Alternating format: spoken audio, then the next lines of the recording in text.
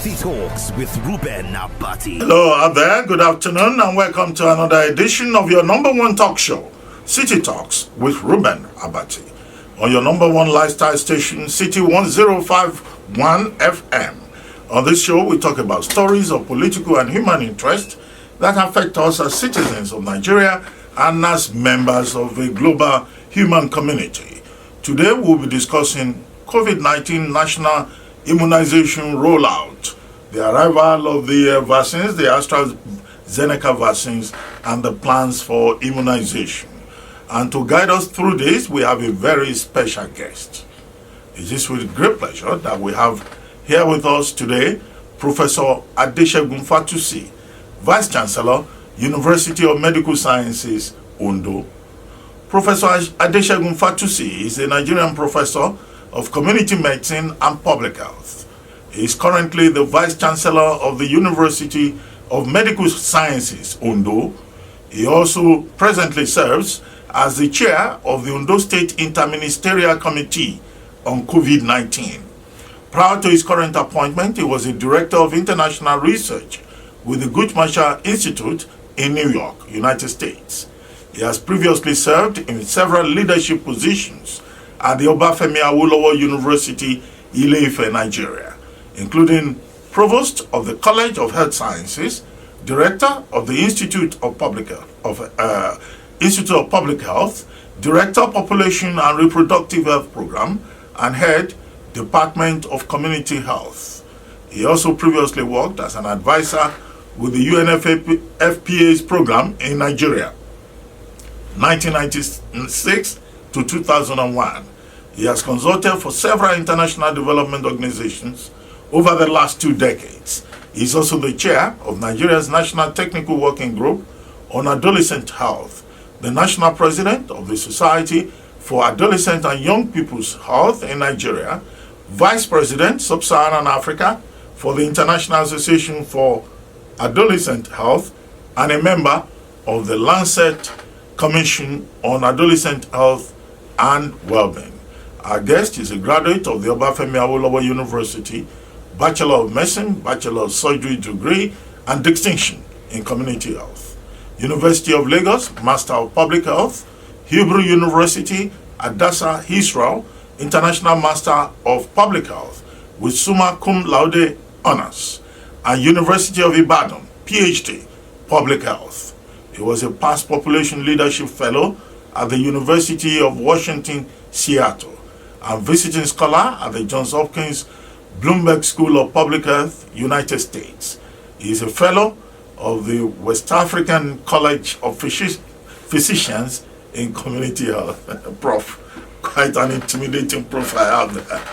Well, we thank God for your life. Congratulations. If you want to be part of this conversation, you can call us on 0700 105 1051, or you can leave comments on WhatsApp 09099164403, and on our social media accounts at City1051 on Zoom, Twitter, and Facebook. Well, Prof, thank you very much for joining us. Great pleasure to have you all the way from Ondo. Well, thank you very much, sir. I understand you are in Ife at the moment, right? I hope I got that right. Well, Prof, quickly. Nigeria yesterday rolled out its immunization program for COVID-19. The Presidential Task Force, the MPHCDA, the Primary Healthcare Development Agency, they've announced their strategy, what they call TEACH, TEACH, and also a 4-phase, plan for immunization. What's your assessment of what they are promising and their assurance that they are prepared and that the rollout will be fair and it will be just, and that Nigeria has the experience, particularly with polio, with Ebola before that? Thank you very much. It's a great pleasure to be here. And thank you for the good job you are doing educating Nigerians and connecting them to very important matters of life. It's good to know that Nigeria is now at this phase where we have the vaccines in the country, 3.92 vaccines, doses of vaccines. And the phases, the way it has been outlined, actually follow the WHO guideline. That's the guideline as to who should get this vaccine first. And that's based on the risk profile. We do know, for example, that health workers who are working with people who have infections or who are likely to be exposed very easily, what we call the frontline workers, those who are working, for example, in the isolation wards, those who are working in the GOPD, in the accident and emergency, are people who meet a large number of patients day by day, and therefore they're the higher risk. And the first phase is focusing, understandably, at them. It's also focusing at the strategic leaders. Of course, people can think that, oh, strategic leaders, they are using the advantage. But the truth is that leadership also is something that, one, by giving strategic leaders, you are also demonstrating that you are raising confidence of the people to say, this is true, this is right, this is safe. So those are the people that have been outlined in phase one. And that is very well, that's proper. In the phase two, we've talked about older people between the ages of 50 and from 50 and above. And that is also stratified into two. Those who are from 60 to 69, because they have higher level of risk compared to the 50 to 59. Again, that's making a lot of sense. And then the third phase is looking at other people who have underlying conditions from 18 upward. If you have underlying conditions, we know that underlying conditions increases your risk of getting COVID-19 or dying from COVID-19. And that has been lined up as phase three before we move to the next group, which will contain all other Nigerians 18 to 49. So if you look at the phases, they have been profiled according to risk level and the likelihood that if you have this infection, you might succumb to it. So that is based on principle of science, that is very well done. What the core question will be, how do we deliver beyond this outline? How do we ensure that this really get done? So if you take a look, one of the luck we have is the fact that we have on ground a system of vaccination of children, which have the state code stores, it has the zonal store. So we have a structure on ground that we have used again and again and again. We have all the infrastructure. In a lot of the primary care areas in the country, you have the inverters that have been provided. So the assurance that we have the system in place is totally guaranteed. What we need to do is to show the picture that now when it's time to deliver, we truly deliver using those systems so that at the end of the day, we are not compromising this system. What has been outlined, beautifully outlined. What the infrastructures are, very well said. It is about now how we go about it to be sure that it's done according to plan. That is where we need to put a lot of attention. Well, Prof, if you say that the infrastructure is well set, how about the states? Because the same MPHCDA has our cause to say that only states that have the cold storage system for the AstraZeneca vaccine will receive the vaccines expeditiously. Although we know that the AstraZeneca vaccine only requires regular refrigeration, +2, +8 degrees centigrade. But is there any assurance that the states are prepared? Okay, so when you talk about the national immunization scheme, I'm going back to the infrastructure. The infrastructure is actually at the state and local government. What the National Primary Care Agency does, essentially, is looking at the overall picture, bringing the vaccine, ensuring that it's distributed. The states are where we have the vaccination. The local government really are where we have the vaccination. And so when the MPHCDA is saying if it's a state is ready, it's simply an additional step in quality assurance, because we know immunizations are going on regularly, and these are the same structure. And so they've talked about each state needs to take ownership. In fact, this week they've been having a meeting with representatives of all the states. This same issue saying we require you to furnish us with certain data, the state of preparation. So that it's not as if, we've been doing this, it's another thing to do. No, it's about a call to action, is an extra step in quality assurance. They've also said you need to provide evidence that there will be security, so that at the end of the day, you are not providing this to the state, and then you find it in the open market. They are asking that states ensure that their health workers are trained and prepared. These are simply quality assurance steps based on the infrastructure that we have had. The states and the local government have all been the platform for immunization. And if you go on to register on the site of MPHCD, for example, for vaccine, and you pick your local government area, once you pick your local government area, it will pick for you automatically. It will select for you the local government facility where you deliver, because the local government facilities are the platform for delivering vaccine on a nationwide basis. Well, Prof, you talked about the MPHCDA. Now, the MPHCDA, they have a website. They've opened what they call the electronic register.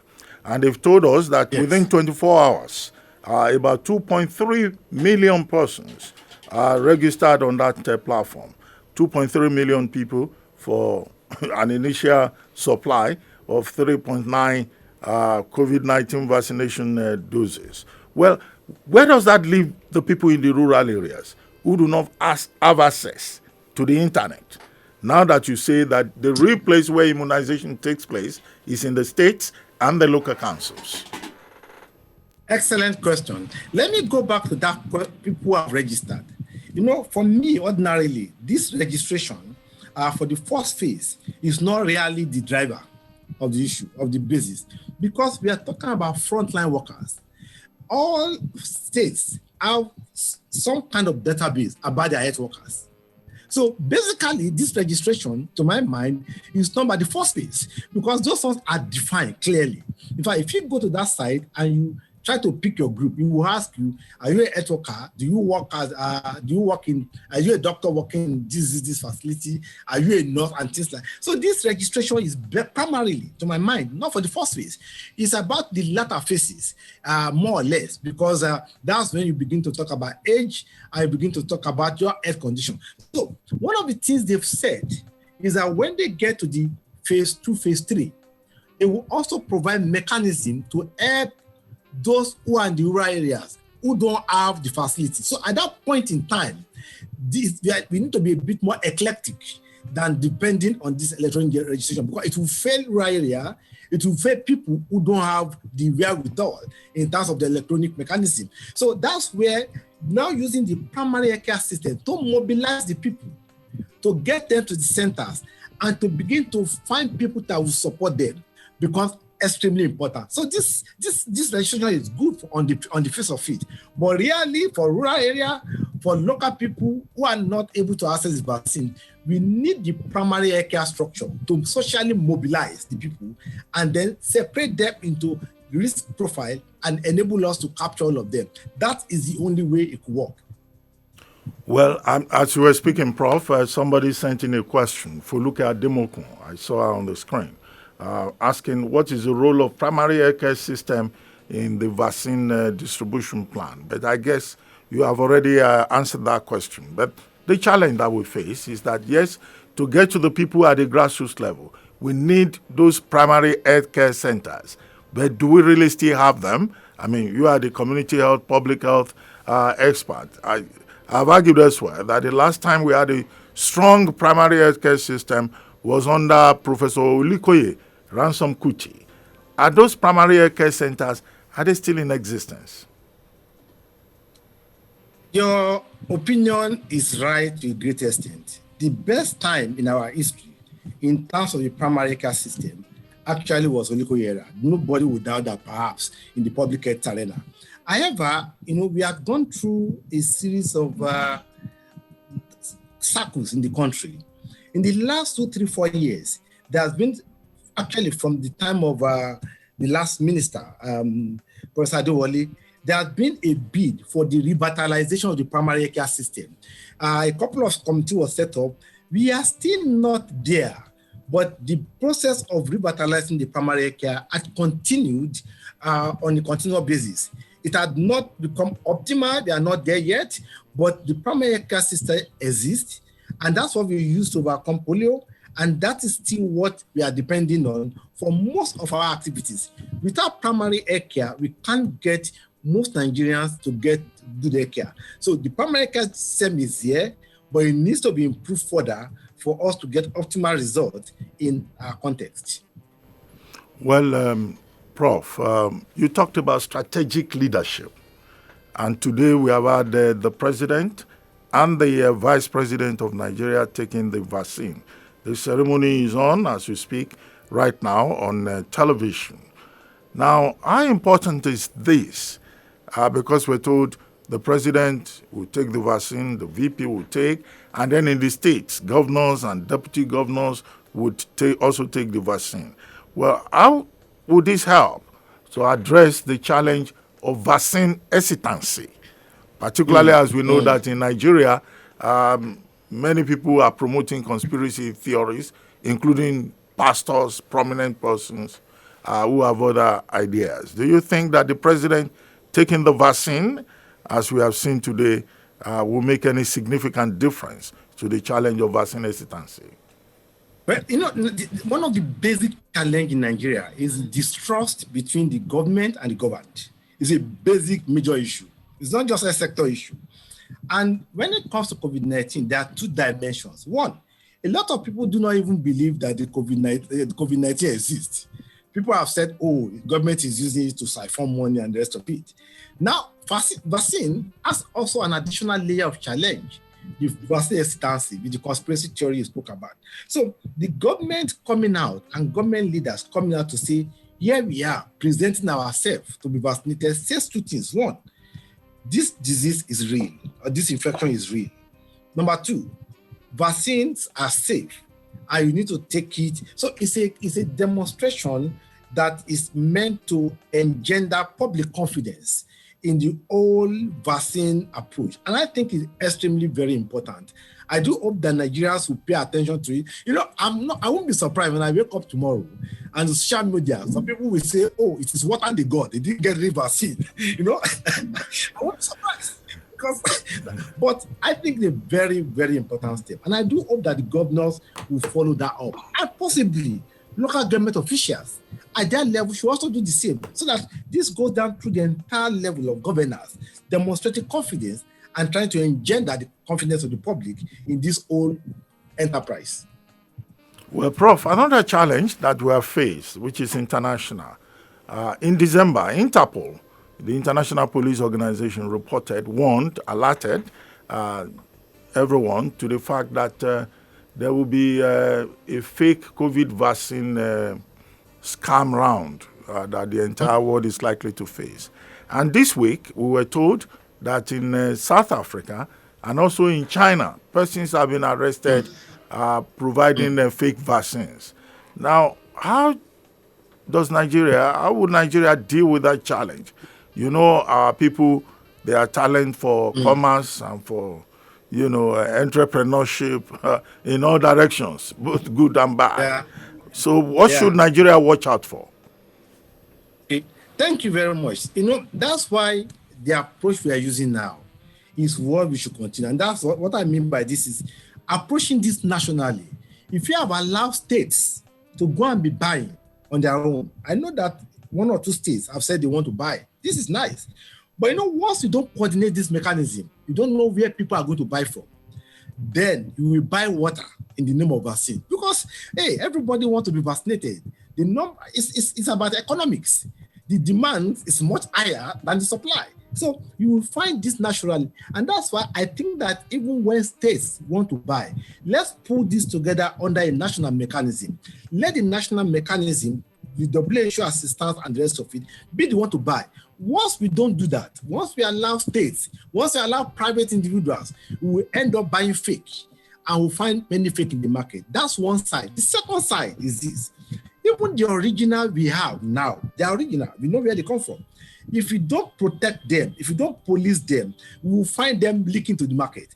And then they will become the basis for people to then produce the fake. So those two sides we must protect, ensuring we are buying from the source, doing a national mechanism, and secondly, even the one we have when they come in, ensuring that they don't leak into the open market. Those two sides we need to work on.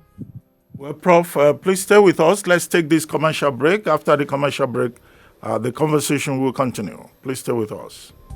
City Talks with Reuben Abati. Welcome to City Talks with Reuben Abati on your number one lifestyle station, City 1051 FM. And I remain your host, Reuben Abati. And today we're discussing COVID-19 national immunization rollout. And as we reported earlier, the president, the vice president, and other senior government officials have taken the vaccine in Abuja this morning to build confidence. And our guest here on this program, looking at all the related issues, is Professor Adesegun Fatusi, Professor of Community Health and Public Health, and Vice Chancellor, University of Medical Sciences, Ondo, and the Chair of the Interministerial Task Force on COVID-19 in Ondo State. Prof, thank you for staying with us. Well, now, my next question has to do with ensuring equity, access to the vaccine, because what we have seen is that the rich in the world, they seem to have an advantage. The poor, they seem to be disadvantaged. Either you look at it at the country level, 10 countries of the world have taken most of the vaccines, whereas over 200 countries of the world have not even rolled out vaccination. In Africa, you have out of the 54 countries, just about 5 or 6 that have rolled out their immunization program. The COVAX initiative is meant to ensure this equity and access. But even COVAX, powered by WHO, the Gavi Alliance, and the CPI, they are also complaining. How do we ensure that it's only when everyone is safe that no one is unsafe? Thank you. The issue of inequity and inequality is a big question and big discourse in public health. One of the greatest issues actually often has to do with cost and access. Those are the two main measures. Luckily, this vaccine is free. And so by being free, it means you can take out the issue of cost. Everyone can get it. The next question, therefore, is about access. So the question of access is about where do you get to? If somebody is living in one remote village and there's no primary, if you can't get access to primary care center, you cannot get access to this vaccine. So this is layered on what already are the structures we have on ground. There is no doubt that we cannot conquer the inequality 100%. But if we do use the primary health care approach that we are using, and if you use the risk profile, saying this is just a question of your age and a question of your health condition and not a question of your status, then we will be able to overcome this. So what we need to do is to ensure that the implementation strategy using the primary health care is managed in such a way that it does not discriminate against people. People who still don't have access to primary care will be naturally cut off for disadvantage. It's very difficult to hear that. But the good thing about vaccine or vaccination program generally is that we talk about the herd immunity. If a high proportion of people are protected, even for those low population that have not gotten the vaccine, they will be protected. That's the way vaccine works in principle. So if we can ensure that we keep to this principle of ensuring access by your age, by vulnerability, by risk profile, then even those few populations that you might not be able to get to will be protected. However, the question, like you have said earlier on, we're talking about 4 million vaccine. That doesn't hit at 20%. So we need to even look down the line. How do we ensure that we get enough vaccine that will take us to that level where the entirety of the population or the majority can truly be protected? That is the other question that we must talk about. The inequity will be there, but if we use the primary care system, we will overcome it largely. Prof, you have already asked the next question. It's just for you to help us clarify it, which is, how do we get enough vaccines to achieve that 70% herd immunity that the federal government is talking about? Now, and it is as follows. The federal government seems to be depending on charity. First, from the COVAX initiative, COVAX facility by the WHO and others. The second, from the AU, the African Vaccination Action Task Force, the AVATT. Third, donations that we're expecting from China. Now, why don't we in Nigeria also directly get onto the order for vaccines? The National Assembly has had cause to say that the federal government wanted 400 million, or is it 400 billion for the ordering of vaccines. And the National Assembly complained that they've not received any request for supplementary budget approval to that effect. In South Africa, we've seen South Africa. First, they got the Oxford AstraZeneca vaccine, but because it according to their own clinical trials, it made no difference with regard to the South African variant. Almost immediately, within the same week, they placed order for the Johnson & Johnson vaccine, and they became the first country in the world to order the Johnson & Johnson vaccine, and they rolled out their own immunization on their own resources. So what is the problem here in Nigeria? That we cannot place the order and make sure that we have more than enough. You have asked a question that is pertinent to vaccine but goes beyond vaccine. It's about how much priority we give to our health sector and how much priority we give to our health programs. These vaccines, yes, they are not cheap. Right now, I think it's about $25 per one for the variant, for the type we are using. But no matter how much the cost is, that is not anything near the cost of human life. And so for us, it's about our priority. It's about our political will to truly give attention that we need to give to our own health sector. For me, it's a question that I cannot answer completely because this is about the government. But really, if you value health, you should put your money to support it. So you must ask that question. Beyond the vaccine, it's just one element among several elements that has to do with our health sector. You asked earlier on about the primary care sector, how well it's doing. It's all about our political will to give attention to building a robust health system that is optimal to deliver goods to Nigeria. That's the question. I think the Nigerian government must give that attention. You spoke about South Africa, how they responded. So for us, for example, what have you done? Even with this clinical trial, again, it's part of that big circle. Nigeria used to have a vaccine laboratory in Yaba. The last time it functioned was 1991. So all this is about our priority as a people, as a government, to make sure we support the health system to be robust and to perform optimally. That is the key challenge that we are facing. Well, Prof, the major challenge in Nigeria seems to be the skepticism of the people. Many of our people, they don't even believe that COVID-19 exists. Many of our people even think that all these committees, that, it's just an attempt by some people to make money, to enrich themselves. You are the chair of the Interministerial Task Force in Ondo State. What has been your experience, and what kind of steps do you think that state governments, state task forces, and even the presidential task force will need to take to encourage the people to take ownership of this immunization rollout that we are now witnessing yesterday and today? Thank you very much. I get very disturbed when people tell me COVID-19 don't exist in Ondo State. I have been at several programs, and somebody will phone in and say, it's a lie. And I'm like, this is Ondo State where we lost our former commissioner, a great gentleman who was leading us in this battle earlier on. We lost him to COVID-19.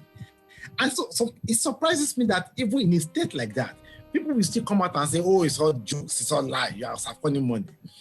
And this, like I said earlier on, go deeper. The distrust between the government and the governed. The government hardly believes the government on anything because, again, several times promises have been made, they have been failed, and so you can understand. However, one of the things we need to do, and that goes to the issue you talk about, it's about ownership.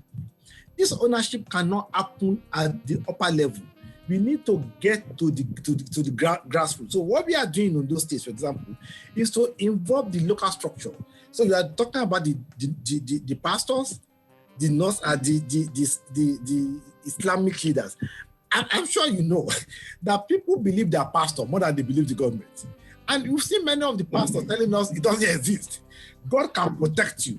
At one forum, sorry, let me divert your attention. At one forum we had in December in Ondo State, when we were arguing about this, about if you should have the night, the vigilance.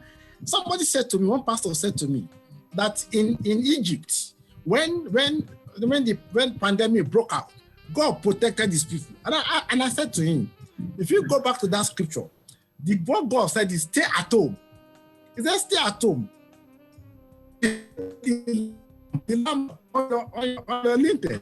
I said God's formula for protection is at home, not to go out in the street. And so for us, we understand that nuances. So what we are trying to do is engage the local structure, the traditional leaders, the pastors, so that at the end of the day, these are people who can give a face to this reality. At a point in time when people are saying it's not true, we brought out a documentary where we interviewed people who had been infected, who recovered, family of people who lost some of their beloved ones, so that people can put a face to those things. So I think that drive is not a drive that we can do at upper level and keep it there. We must go down to the grassroots, looking at the people, the local structure that people believe in, people that they trust. That is the only way to engender ownership across the sector, not any other way. We have quite a number of people who have joined us on Zoom and also on other platforms. I can see on Zoom Dr. Abiodun Adeniyi, Adeoye Obanleowo, Alaba Jileye, Dare Yakwo, Elizabeth Nwaso, Elizabeth Abati. Hello, baby, how are you?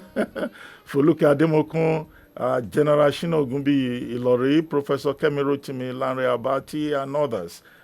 Thank you all for joining us. But quickly, Prof, many of our listeners would like to ask you questions because COVID-19 affects all of us, and we would like to throw this open. Dr. Abiodun Adeniyi, I see your hand up. Please go ahead. Dr. Abiodun Adeniyi, if you can hear me.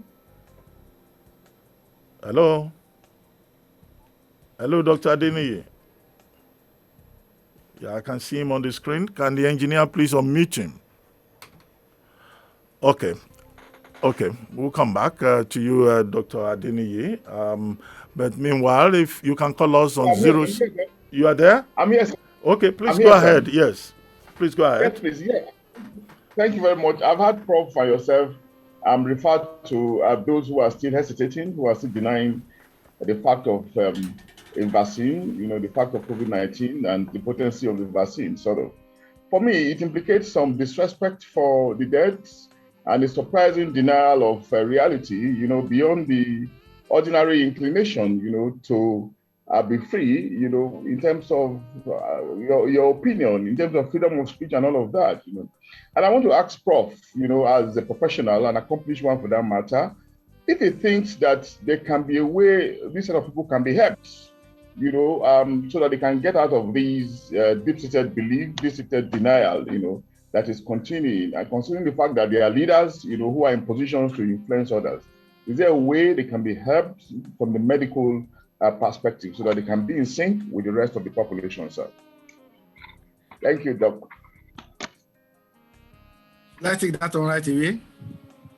Dr. Abati, should I take that on or should I wait for? No, please go ahead, respond to him. There are others. I see Mr. Yemi Adesegun is also waiting all the way from the UK. Thank you very much. Like I said, this is one of the painful aspects. The Nigerian health, we need to understand the Nigerian health dynamics. See, people generally, to start with, there are a lot of people who don't even believe the orthodox medicine. They just believe this is all not it. And so to help people is not changing health belief, changing health behavior doesn't happen easily. It takes time. But one of the things we know in the public health sector is what we call the key for action. For example, if somebody says, I don't believe, and somebody close to him has an infection, and he sees the person go through the struggle, his belief changes. Now, and that's why the media, how we use the media become important. Like I said in those days, one of the things we try to do was to put a face to this infection. I think we need to do that more and more across the country so that people can see real life, real human beings, see their struggle when they are infected. That is one way they might be able to come to believe. The other way is for those who they believe in to speak to them. When they see people they believe in, who they trust, who they see as their own leader, not those that are far away in Abuja or Nakure, but those who are close to them. In one of the towns in Ondo State, for example, in Okego specifically, the KBSC set up a task force on his own. That the task force is going around the town. That is a local action. That's how to get the community to believe and to be part of this. We need more actions.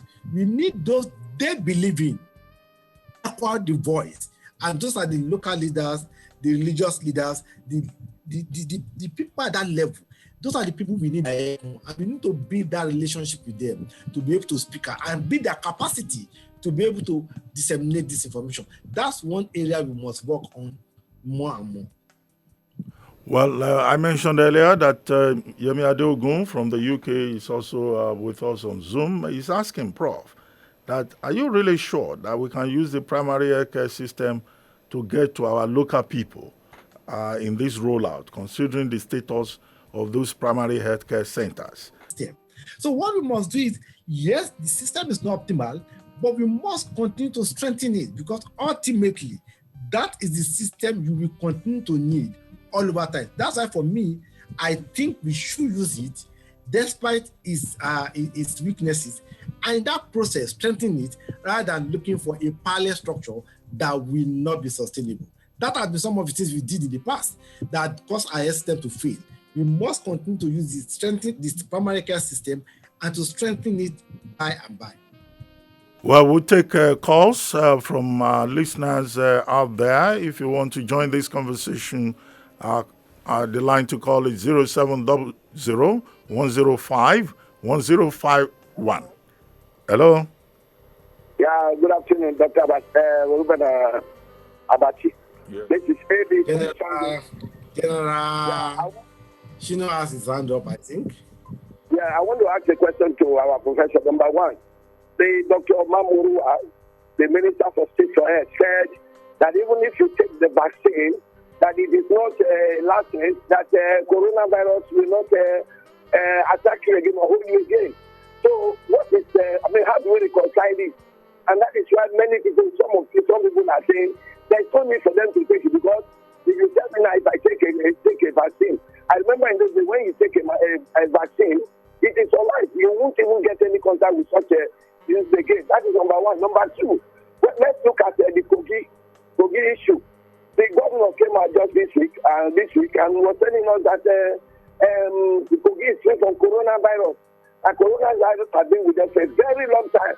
Like it's not today, and that they are free. So what do they do differently from what we are doing now? These are my two questions. God bless Nigeria in Jesus' name.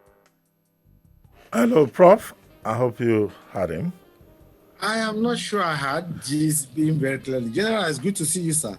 Well, I will come to General later. I see his hand up there. But this particular person was asking a question basically about how long does the immunity last? Because according to him, the Minister of Information had said, well, even if you take the vaccine, it's not foolproof that you may not get infected. In other words, the position of the government. What the Minister of Information was saying basically is that even after taking the vaccine, you still have to take precautions. You still have to follow the guidelines. Wash your hands regularly, wear your face mask, and all of that. So he said, if that is the case, so why should anybody bother taking the vaccine?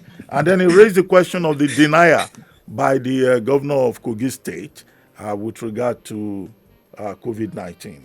He says, according to him, that COVID-19 has been there forever. In the history of mankind, there's never been a vaccine that's 100% foolproof. It has never been. What we know from all that has been said about the AstraZeneca vaccine, for example, is that the efficacy is between 67% and like 92%, averagely 70%. So that, and these vaccines have been released at a very fast rate. It has not gone through all the 4 phases we ordinarily will have gone through. It's because of the emergency. And so, yes, that vaccine is not 100% efficacious. There has never been a vaccine that is 100% efficacious. But every vaccine will increase the likelihood that we can be protected. And so for every man, that chance will vary, but you are better off taking the vaccine than not taking. So if you don't take the vaccine, your level of protection is virtually zero. So almost zero, so to say. So if you compare that to even if you have 67, of course, you are making a whole lot of difference. But the other dimension is the fact that when we look at this generally, if knowing that the number of vaccines we take, we take first dose, the first dose, we take it to a level in terms of what you call your immunity. While you take your next dose, between the time you take your vaccine and the time you become protected, it's not immediate. And that's why we all must continue to take all the necessary precautions to be sure that you can be 100% protected with time. But ultimately, the vaccine will be the answer. We'll get to a time when we can then reduce all other level of protection, having known that most people have been vaccinated and they are protected. But right now, we must continue to do all the public health measures along with the vaccine, because that's the only way we can ensure foolproof approach. And then Governor of Kogi, I really don't want to talk about it. If I have my way, but because honestly, I think that it's unfortunate to have a leader of government at any level speak about certain important issues with a level of unseriousness, or if you like, a level of I really don't want to, because science is there. And as a governor, I think that you have a responsibility, first and foremost, for the protection of the health and well-being of your people. And therefore, when you make statements that tend to undermine the fundamentals and increase their risk, then I really think that is thoroughly unfortunate. But really, I don't want to talk about it. Well, General Shino Gumbiye, I see your hand up. We'll come to you right away. Please go ahead. Hello, General Gumbiye. Hello? Engineer, I'm not hearing General Gumbiye. Please, could you unmute him? It's muted. General, you are muted. Hello? You are muted. Yeah, I can see that. Hello? Guest speaker. Hello? Yes. Hello? Please go ahead, General Gumbiye. All right. Thank you so very much, Reuben, for moderating this particular episode and webinar of your City Talks. It's nice hearing my good friend, Professor Adesegun Fatusi again, after the last Family Planning Summit in Abuja, where you were one of the guest speakers. So I've been listening so attentively this past few minutes about this vaccine rollout challenge. My question to Prof is that we're quite aware of what happened in South Africa, where this particular Oxford AstraZeneca vaccine, which Nigeria has, which we have received, was rejected, and they had to go for the Johnson & Johnson's type of vaccines probably because of the variant they have there. Secondly, I'm a bit confused, well, not confused, but challenged by the fact that the Canadian Immunization Committee came out some few days ago that this same Oxford AstraZeneca vaccine may have some doubts. They have some doubts about the efficacy in the 65 and above year age group because of lack of information about the efficacy in this age group. A lot of my colleagues, age mates, have been asking me whether should they still go ahead to take this vaccine, this particular AstraZeneca vaccine, since Canada has told us that they are not sure about the efficacy in that age group. Please, Prof, what's your opinion on this? Because that's the only type of vaccine we have on ground now. Thank you so much. Thank you very much, sir. And I think that we have a lot to learn from South Africa in the way they have taken this. You know, the science around COVID-19 and vaccination is evolving. Information is changing every day. And that is why we also need to generate our own local data so that we are able to moderate the global science with our local reality. What we know today, and I use the word today, is that from what the variant we have in country, the AstraZeneca one seems to have functioned well. The data about older ages is not as precise, but I think that as we go on, gather data, and as WHO, for example, WHO has continued to collect data, we get more information. But as we are today, it's still what we have, and the chances of protection is still fairly high. But we need to monitor data, not just, you cannot just be consumers. We are part of the global community. We have scientists, we have universities.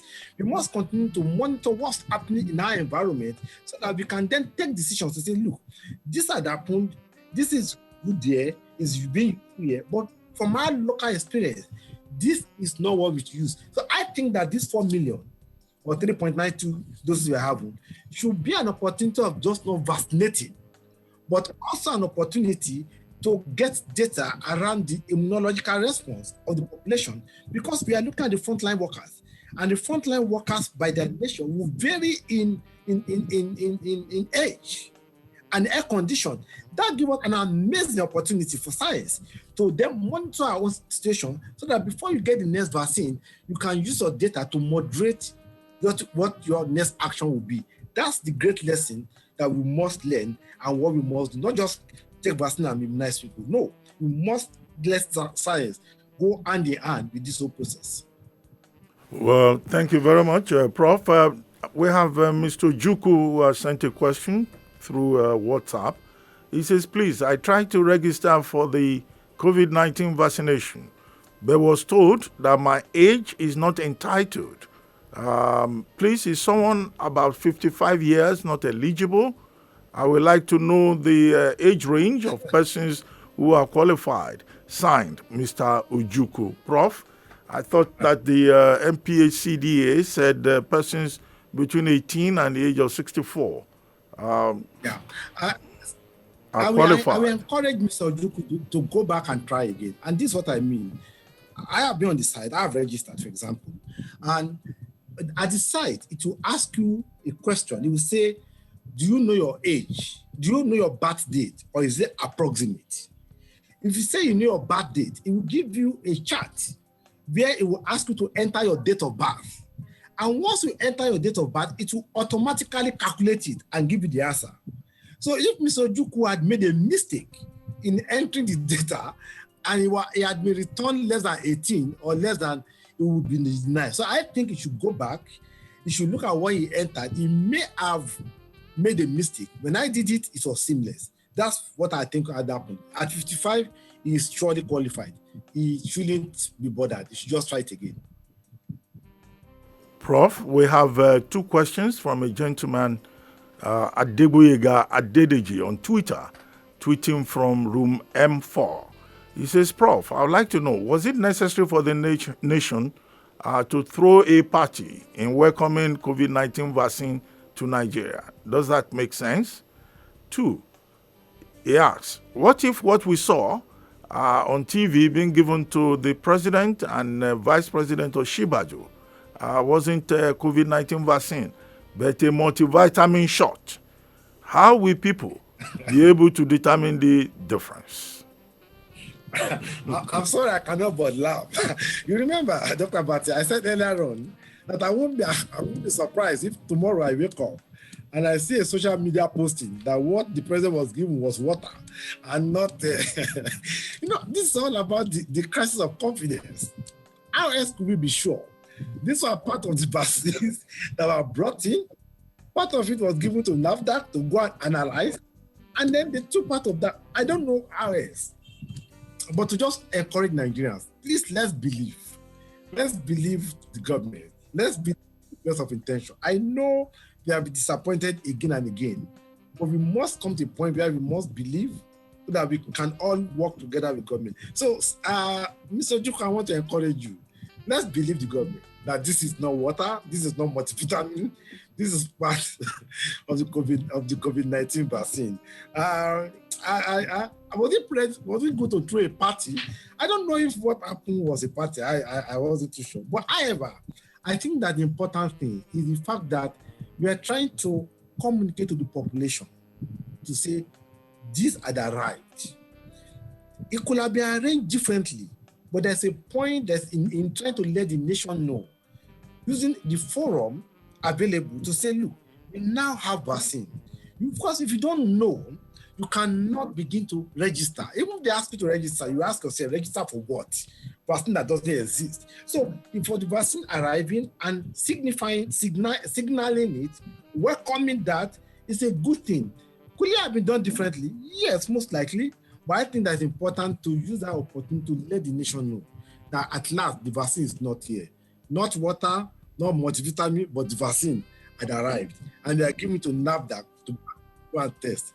I hope that works for you, Mr. Jugu. Thank you for this question.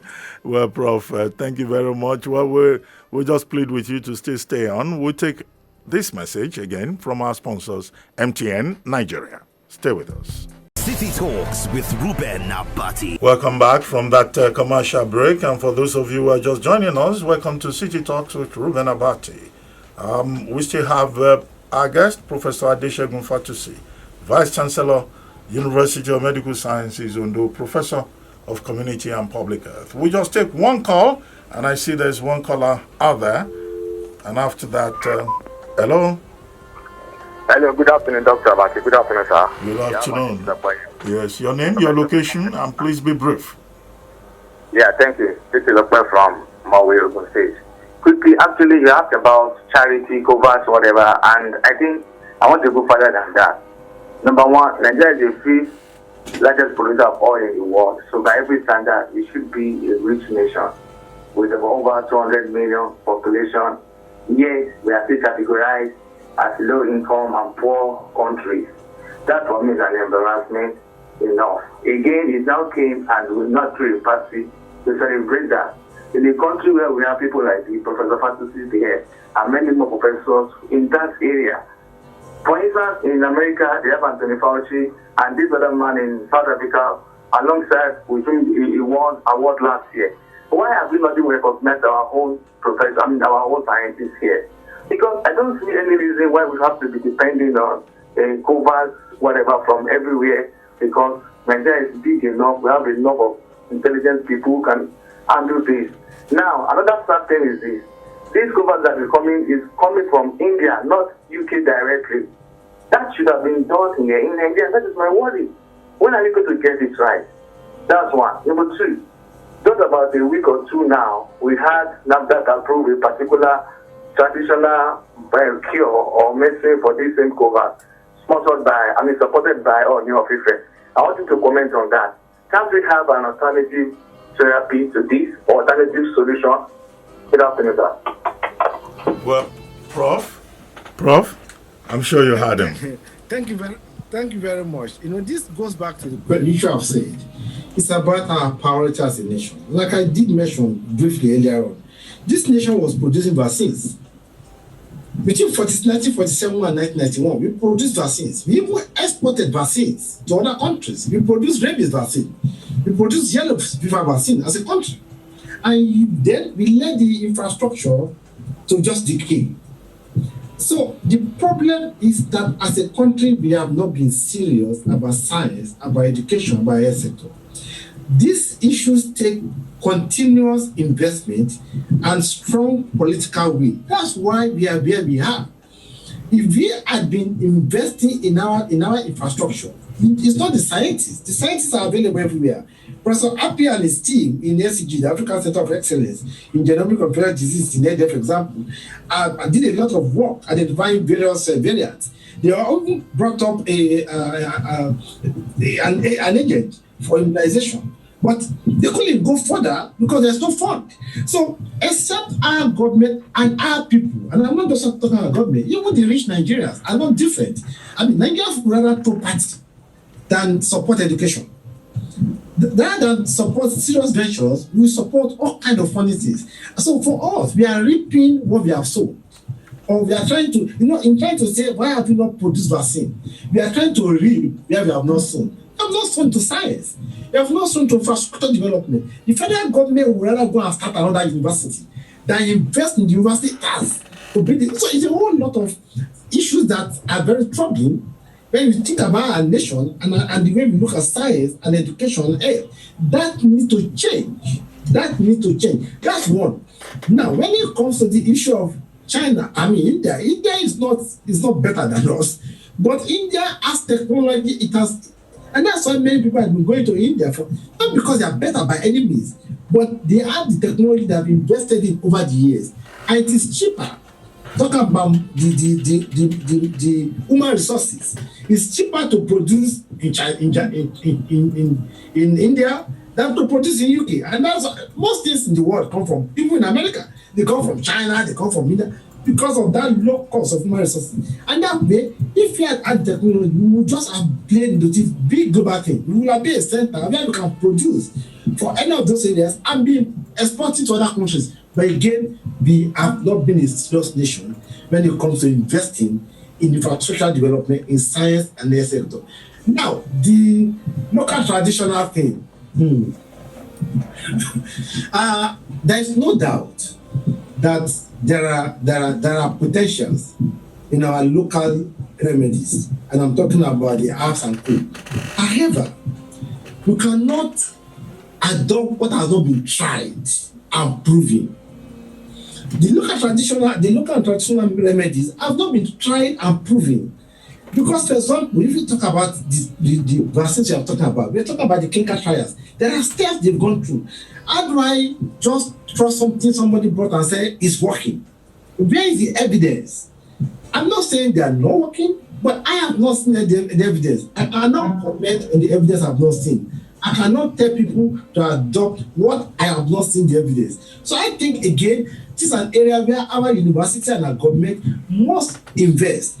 Let's look at our traditional apps and other things. Let's look at what works there and let's standardize them and let's become global leaders in that area. That's what China has done. That took us to the current anti-malaria drug. They used one of their local drugs that they've been using before, purified it, worked on it, and get the scientific evidence. That's what we need to do. Not to just wake up one night and say, oh, I have COVID-19 vaccine, I have COVID-19 remedy. No.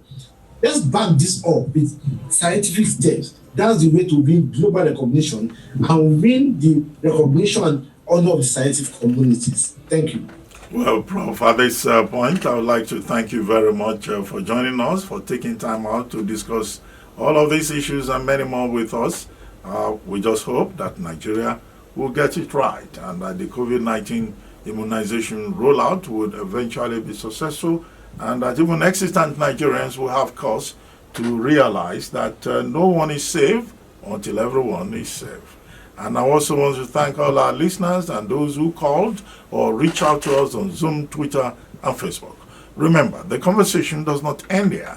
You can reach out to me on my social media account at Abati1990, both on Instagram and Twitter, and at City1051 on all social media platforms. For those of you who tuned in late, you don't need to worry. You can visit the YouTube page of City 1051 FM to watch the entire show shortly. And don't forget to hit the subscribe button. And don't forget also to tune in next week at noon for another exciting edition of City Talks. My name is Reuben Abati. The show was produced by Adedoja Allen, Abiodun Onuton, Ayodamola Oludara, Oluwaseun Adetitun, and Olanrewaju Onikpede Jr. Have a great weekend. Thank you for listening. City Talks with Reuben Abati.